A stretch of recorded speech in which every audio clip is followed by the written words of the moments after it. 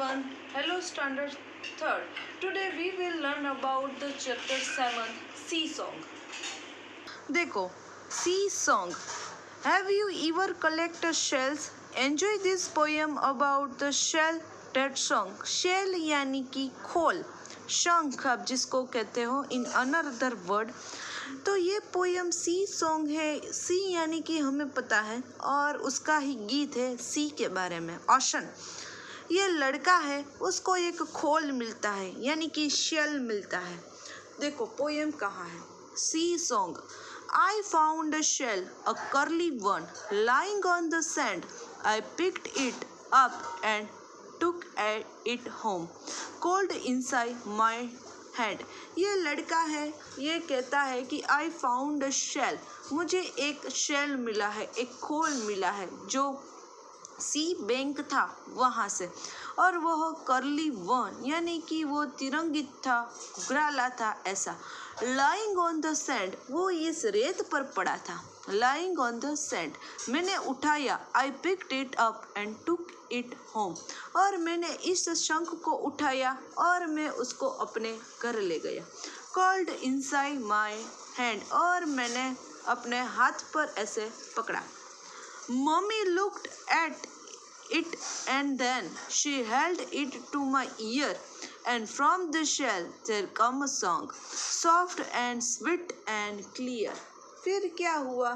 Mommy looked at it and then, मेरी इस mother ने देखो वो खोल पकड़ा, जो शंख था वो पकड़ा, और she held it to my ear, और उसने देखो इस लड़के की जो मम्मी है वो ये शेल है उसके कान के पास रखती है. And from the shell there come a song. फिर क्या हुआ? इस खोल में ये जो शेल था उसमें एक गाना निकला बाहर. वो गाना कैसा था? बहुत ही सॉफ्ट था, स्वीट था, यानी कि बहुत ही मधुर था, मेलोडियस सॉन्ग था और क्लियर था. यानी कि इस शेल में जो सॉन्ग की आवाज़ आ रही थी वो सॉफ्ट थी, क्लियर थी और स्वीट थी, यानी कि मेलोडियस थी. आई was surprised, I listened hard, but it was really true. I wish you find a nice big shell and hear it singing too. फिर ये लड़का आगे क्या कहता है कि मैं सरप्राइज हो गया, यानी कि मैं ऐसे चौंक गया और मैं उसको ही सुनता रहा. But it was really true. वो फिर है I was surprised, I listen hard, but it was really true. I wish you will find the nice big shell and hear it singing too. फिर ये लड़का है वो ऐसे शौक हो जाता है, सरप्राइज हो जाता है कि इस खोल में से कैसे मधुर गीत आ रहे हैं, इसलिए वो ऐसे सरप्राइज हो जाता है और कहता है but it was really true. वो बहुत ही सही था. I wish you will find a nice big shell. और वो ये कहता है कि मैं यही विश करता हूँ कि आप सभी को भी ऐसा बड़ा और अच्छा खोल मिले और उसको आप सुने और उसमें से बहुत ही अच्छा गीत भी निकले, सिंगिंग टू. तो इस पोयम में क्या है कि लड़का है उसको एक शेल मिलता है, वो फिर अपने घर ले जाता है, अपनी मम्मी को दिखाता है और उसकी मम्मी इस शेल को इस लड़के के कान के पास रखती है और उसमें से बहुत ही स्वीट मेलोडियस सॉन्ग आता है और वो सरप्राइज हो जाता है कि ये कैसे हो सकता है, लेकिन ये सही है. और वो क्या कहता है कि मैं भी यही चाहता हूँ कि आप सभी को भी ऐसा ही शेल प्राप्त हो और उसमें सिंगिंग हो. तो अब देखते हैं इस न्यू वर्ड्स.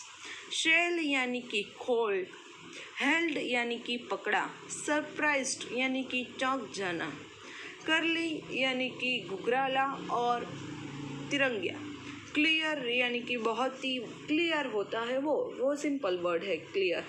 तो यहाँ इस पोएम के जो न्यू वर्ड्स थे वो अब देखते हैं नेक्स्ट एक्सरसाइज. फर्स्ट है reading is fun. First, where did the child find the sea shell. ये जो लड़का था, बच्चा था, उसको शेल कहाँ से मिला? The child found the sea shell lying on the sand, यानी कि वो रेत पर था। What did the child do with the shell, फिर इस लड़के ने उस खोल के साथ क्या किया। The child pick up the shell and took it home, उसने वो शेल लिया और उसको अपने घर पर छोड़ दिया। What did the child hear? The child heard a soft, clear and sweet song from the shell. यानी कि इस बच्चे ने क्या सुना था? What did the child hear? तो उस बच्चे ने बहुत ही स्वीट क्लियर उसमें जो सॉन्ग था शेल में से आ रहा था वो सुना था। नेक्स्ट है word building. First, pick up the rhyming words from this box and pair them in the space below. The first one has been done for you.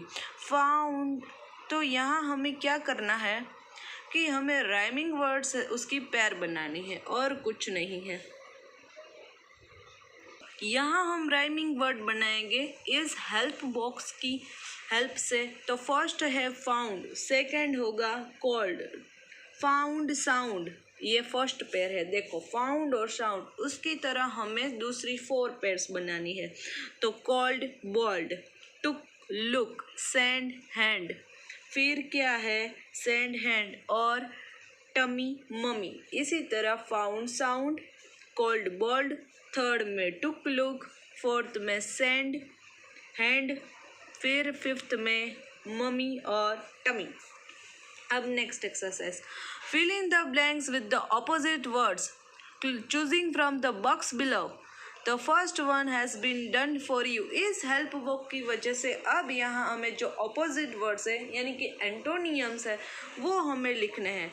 तो यहाँ है फर्स्ट है देखो फाउंड, तो उसका ऑपोजिट हुआ लॉस्ट। हार्ड का होगा हार्ड है तो सॉफ्ट, इनसाइड है तो आउटसाइड, टूक है तो गेव, बिग है तो स्मॉल और कम है तो वेंट। फिर है पिक का ऑपोजिट होगा ड्रॉप, ट्रू का होगा फॉल्स, करली का होगा स्ट्रेट। फिर है कोल्ड, उसका ऑपोजिट होगा हॉट, स्वीट का होगा बिटर, टोल का होगा शॉर्ट। तो ये थे ऑपोजिट वर्ड। अब नेक्स्ट एक्सरसाइज है लेट्स राइट। क्या है? The sea is a big. The sea is big. It is a very, very big. You cannot see the other side of the sea. You can cross the sea in ship, but you must go for many, many days. अब यहाँ you can cross the sea in a ship, but you must go for a many, many days. तो ये है let's write, आपको लिखना है यहाँ choose the right words. अब हमें यहाँ राइट वर्ड्स है वो लिखने हैं। इस पोएम छोटी सी जो पोएम है उसकी ये फीलिंग ब्लेस्ड है। Choose the right words. The sea is very very big, you can not, क्या आएगा? You can not see the other side, you can cross the sea, you can cross it in a ship. तो यहाँ हमें इस poem को देख के यहाँ उस पोएम के रिलेटेड ये जो ब्लैंक थी उसको फिल करना था। The sea is a very very big, you can not see the other side, you can cross the sea. देखो यहाँ ना यू कैन, तो यहाँ you can cross the sea, you can cross it in a ship. उसी तरह फिर है से allowed. She sells seashells on the seashore. तो यहाँ आपको ये छोटी सी 2 लाइन थी, उसको आपको ये ऐसा बोलना था कि she sells seashells, loudly reading जो हम हर बार करते हैं। she sells on the seashores। को क्या है next exercise, read the following silence. जो एक साइलेंस नाम की छोटी सी पोयम है। बर्ड सिंग यानी कि पंखी गाते हैं, फोन रिंग्स यानी कि फ़ोन बजता है, पीपल टॉक जो पीपल होते हैं वो बातचीत करते हैं, कुत्ता है डॉग्स बार्क यानी कि कुत्ता भौंकता है, काउस मूव यानी गाय क्या करती है, मूव यानी कि उसका जो आवाज़ निकालती है वो कॉक्स क्रो यानी कि कौवा काऊ काऊ करता है। बीज बज यानी कि मक्खियाँ गुनगुनाती है। टू बज यानी कि गुनगुनाना। एंड चिल्ड्रन हश यानी कि जो बच्चे होते हैं वो हश करते हैं। टू हश यानी कि चुप रहना। तो हमें बताया है कि कौन क्या करता है। पंखी गाते हैं, फोन बजता है, लोग बातचीत करते हैं, कुत्ता भौंकता है, गाय भी उसकी आवाज़ में बोलती है, कौवा काऊ काऊ करता है, मधुमक्खियाँ गुनगुनाती है और बच्चे चुप रहते हैं। फिर है match the phrase with the picture. ये जो फ्रेज थे उसको हमें देखो यहाँ पिक्चर के साथ मैच करना है। सिंपल देखो, फर्स्ट हमें one has been done for us. यहाँ जो फर्स्ट है वो हमारे लिए कर दिया है। अ बर्ड सिंगिंग, तो देखो उस पिक्चर के साथ। अब है अ काउ मूइंग, तो यहाँ हम इसको मैच करेंगे। अ फोन रिंगिंग, तो यहाँ। अ डॉग बार्किंग, तो यहाँ मैच करना है। और अ कुक क्रोइंग, तो हम इसको यहाँ मैच करेंगे। देखो ये कुक का पिक्चर है। A cock crowing, a bird singing, a cow mooing, इस पिक्चर के साथ देखो गाय का पिक्चर है। A phone ringing, a dog barking और अ कुक क्रोइंग।